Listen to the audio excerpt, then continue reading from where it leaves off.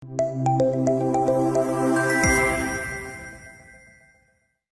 puisse les appeler, où est votre enfant? Est-ce qu'il est malade? Où est-ce qu'il est?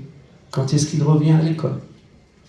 C'est des choses aussi simples de gouvernance. Si on parle de gouvernance au sein des écoles, c'est bien de cela dont on parle. C'est pas de la gouvernance financière, c'est de la gouvernance de discipline, de rigueur nécessaire pour pouvoir avoir un enseignement de qualité. Donc tout cela doit se mettre en place et très rapidement, et on doit partager l'information entre nous pour qu'ensuite on puisse avoir les actions nécessaires pour garder les élèves à l'école. Un autre axe en dehors. Alors, ces cellules de suivi de l'abandon scolaire au sein des collèges sont alimentées par le système d'information Massar, et on se rend compte des premiers tests et des premiers chiffres que nous avons que 90% des élèves qui nous ont quittés, on les connaissait, le système Massar les avait signalés. Et on doit avoir ce taux de 90%.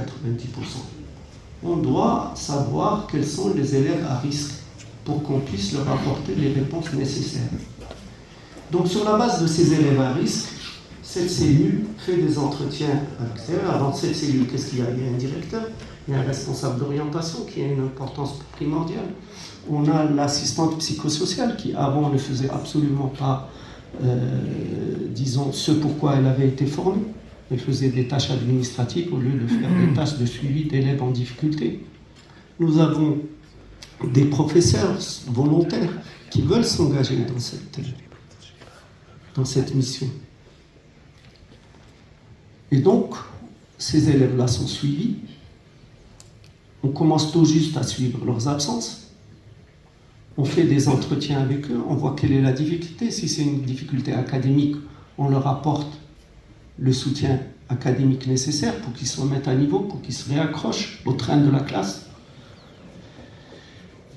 On les inscrit en priorité dans l'activité qui les intéresse. Et puis surtout, s'ils ont aussi des petites problématiques d'ordre psychologique ou social dans le cadre de la famille, on essaie de leur apporter le support nécessaire. Et on peut faire plus pour les cas plus graves.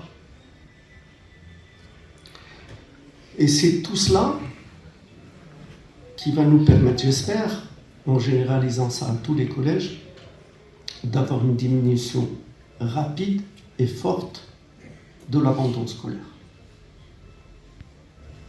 Ensuite, on aura toujours des élèves qui quitteront le collège. L'essentiel, c'est que ça devienne gérable.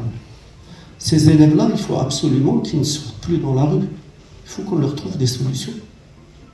Il faut qu'on les oriente vers des écoles de deuxième chance, vers des systèmes professionnels, vers toute autre solution, entre guillemets, un peu non conventionnelle. Il va falloir les mettre en place. Nous allons fortement renforcer les écoles de deuxième chance, et peut-être qu'en leur apprenant ou en leur faisant suivre un enseignement de manière différente, on arrivera peut-être à le récupérer en classe, dans le collège. Peut-être qu'ils reviendront, peut-être qu'ils décideront d'avoir d'avoir une formation professionnelle adaptée. Aujourd'hui, il y a tellement de petites formations pour lesquelles nous avons des débouchés, mais pour lesquelles nous n'arrivons pas à trouver de candidats. De la pâtisserie, de la plomberie, de la petite électricité primaire. Donc aujourd'hui, on est en train de tester avec un groupe dans un petit circuit électronique comment on peut réparer un téléphone, comment on peut réparer un frigidaire, comment on peut réparer, et ces genres de petits boulots qui peuvent donner de l'espoir à ces jeunes de pouvoir avoir une vie normale et de pouvoir avoir une petite profession et de pouvoir se retrouver dans une vie normale plutôt que dans la rue et soumis à tous les risques que nous connaissons dans notre société.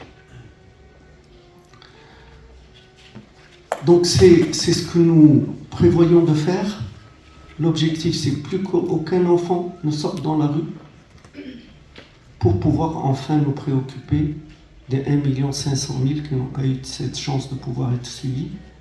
Et on doit faire cela dans des délais très rapides parce que tous les ans, nous avons 276 000 élèves dont nous sommes responsables. Il ne faut pas l'oublier.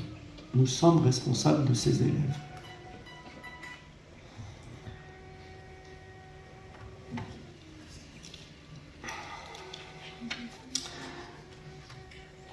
Mesdames et messieurs, en parallèle de ces mesures curatives, le ministère adopte une approche préventive qui repose sur la mobilisation communautaire. Cette démarche vise à garantir la participation la plus large possible de tous les acteurs éducatifs, institutionnels, des autorités locales et de la société civile dans l'effort national de lutte contre le décrochage scolaire. Le ministère travaille également à instaurer et renforcer la vigilance éducative au sein des établissements scolaires et dans leur environnement immédiat, en mettant en place des dispositifs de suivi des enfants non scolarisés et des élèves en situation de décrochage. Par ailleurs, des campagnes et des initiatives de communication sont organisées pour favoriser leur réinscription et leur réintégration dans les parcours éducatifs et de formation. Cette approche a été renforcée par des partenariats institutionnels issus de la déclaration de Marrakech pour éliminer les violences faites aux femmes sous la présidence effective de Son Altesse Royale, la princesse Ladlamrim. Il en a résulté une convention cadre entre le ministère et la présidence du ministère public relative à la mise en œuvre de l'obligation de l'enseignement de base